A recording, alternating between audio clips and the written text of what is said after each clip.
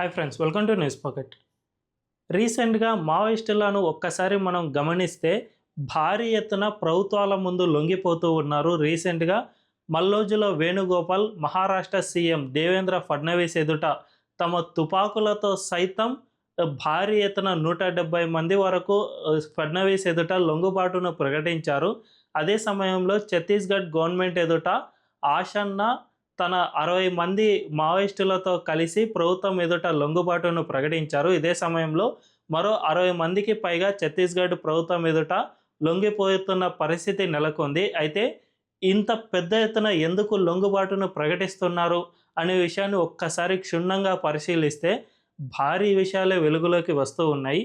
దీనంతటికీ బీజం జనవరి 1వ తేదీనే మల్లోజుల వేణుగోపాల్ సతీమణి అయిన తారక్క లొంగుబాటు ప్రకటించడం నుంచే స్టార్ట్ అయ్యిందా అనే అనుమానాలు అయితే వ్యక్తం అవుతూ ఉన్నాయి. ఎందుకంటే తారక్క ఎప్పుడైతే లొంగిపోయారో అప్పటి నుంచే మావోయిస్టు పార్టీ ఇంటర్నల్గా చాలా పెద్ద ఎత్తున చేంజ్ వచ్చింది. వీళ్ళంతా ఇక మనం లొంగిపోదాం అనే విధంగా వీళ్ళ ఐడియాలో మార్పు వచ్చినట్లు తెలుస్తుంది. మనం ఒక 2 నెలల బ్యాక్ చూసుకుంటే మల్లోజుల వేణుగోపాల్ ఒక లేఖ రాశారు. ఆ లేఖలో మావోయిస్టు పార్టీ మొత్తం కేంద్ర ప్రభుత్వం ముందు లొంగిపోతుంది, ఇక మేము ఆయుధాలను వదిలేసి జనజీవన స్రవంతిలో కలిసిపోతున్నాం అనే విధంగా లేఖను రాశారు.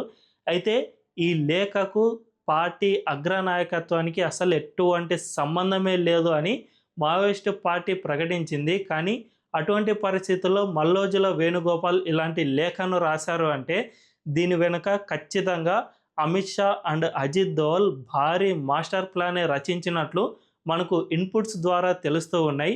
మరి ఆ మాస్టర్ ప్లాన్ ఏమిటి అనే విషయాన్ని మనం ఈ వీడియోలో తెలుసుకుందాం. అంతకంటే ముందు ఈ వీడియోను పూర్తి రీసెర్చ్ చేసి కొన్ని ఇన్పుట్స్ ఆధారంగా మేము ఈ వీడియోను మీ ముందుకు తీసుకువస్తూ ఉన్నాం.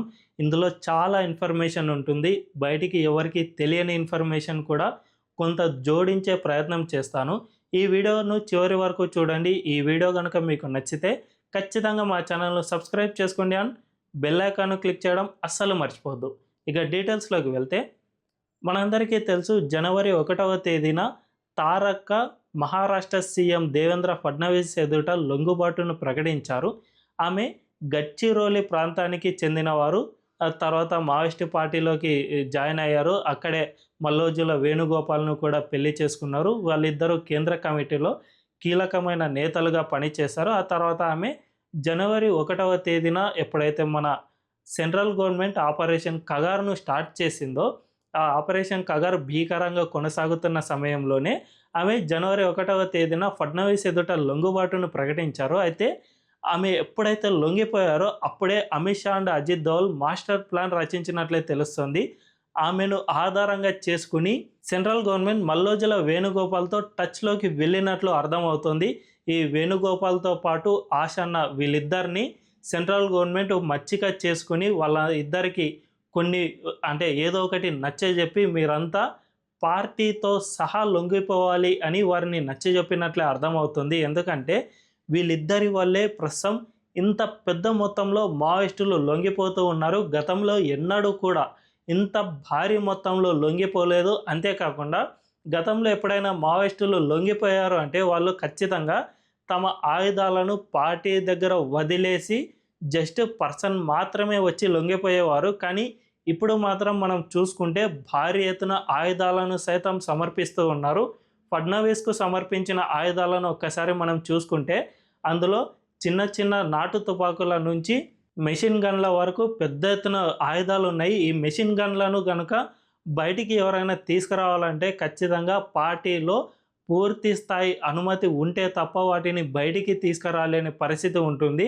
అంతేకాకుండా పార్టీలో పూర్తి నమ్మకస్తులకు మాత్రమే ఇంతటి పెద్ద మెషిన్ గన్లను ఆ పార్టీ అప్పగిస్తుంది. అలాంటి పెద్ద పెద్ద గన్లతో సహా లొంగిపోయారు అంటే ఖచ్చితంగా ఆషన్నతో పాటు మల్లోజుల కూడా భారీ స్కెచ్నే రచించినట్లు మనందరికీ అర్థమవుతుంది.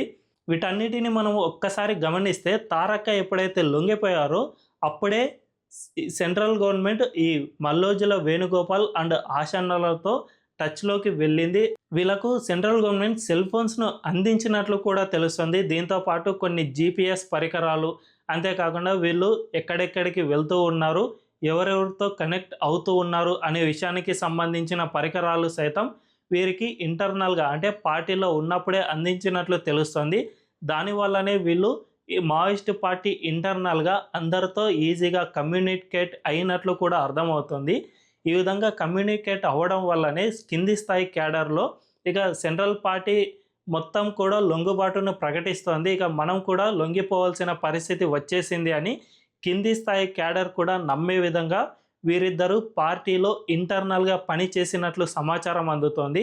వీళ్ళిద్దరూ ఈ విధంగా నమ్మించడానికి కోసం రీసెంట్గానే ఒక 2 నెలల క్రితం మల్లోజుల వేణుగోపాల్ ఒక కీలకమైన పనికి పాల్పడ్డాడు. అదేమిటంటే ఇక మావోయిస్టు పార్టీ మొత్తం డిజాల్వ్ అయిపోతోంది, అందరూ లొంగిపోతూ ఉన్నాం అండ్ సెంట్రల్ గవర్నమెంట్ కనుక ఒప్పుకుంటే ఖచ్చితంగా మేము జనజీవన స్రవంతిలో కలిసిపోతాం, ఆ తర్వాత ప్రజల కోసం పోరాడుతాం అనే విధంగా అభయ్ అనే పేరిట ఒక లేఖను సైతం రాశారు. ఈ లేఖ ద్వారా మావోయిస్టు పార్టీలో కింది స్థాయి క్యాడర్ మొత్తం కూడా ఈ లేఖను నమ్మేశారు.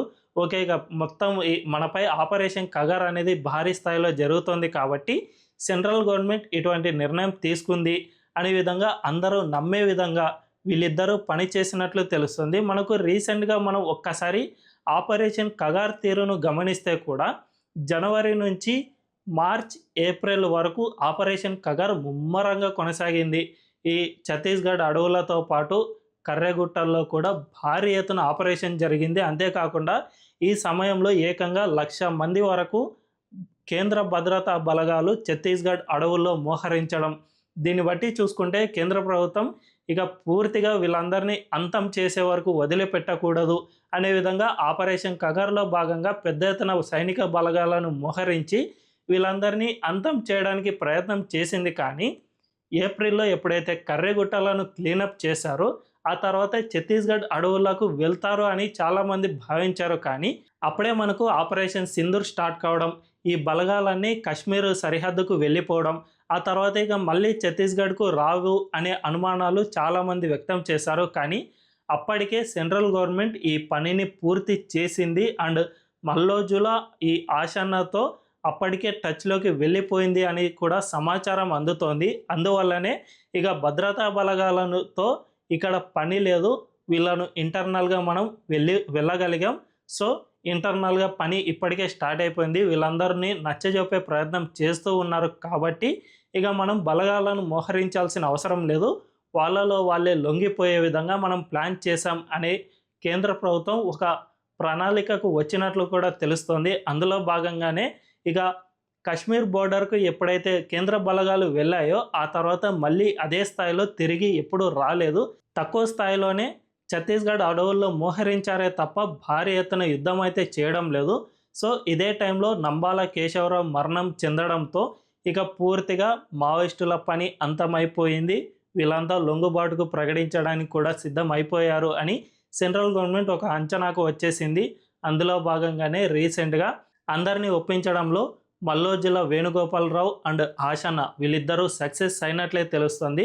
సో వీళ్ళు మొత్తం మావోయిస్టు బలగాలతో సహా వాళ్ళ దగ్గర ఉన్న తుపాకులతో సహా ప్రస్తుతం ప్రభుత్వాల ఎదుట లొంగిపోవడానికి కూడా వెనుక ఇంత పెద్ద భారీ స్కెచ్ అమిత్ షా అండ్ అజిత్ దోవల్ రచించినట్లే మనకు అర్థమవుతుంది. సో ఆపరేషన్ కగార్ అనేది మన ముందు కనిపిస్తున్న యుద్ధం మాత్రమే కాదు, తెర వెనుక అమిత్ షా అండ్ అజిత్ దోవల్ ఈ పార్టీ కేంద్ర కమిటీలోకి చొచ్చుకు వెళ్ళి వారితో సంప్రదింపులు జరిపి మరి వాళ్ళతోనే ఇంటర్నల్గా పార్టీ మొత్తాన్ని లొంగిపోయే విధంగా ఒప్పించడంలో కూడా భారీ ఎత్తున సక్సెస్ అయినట్లే తెలుస్తుంది. అందులో భాగంగానే ప్రస్తుతం వీళ్ళంతా లొంగిపోతూ ఉన్నారు.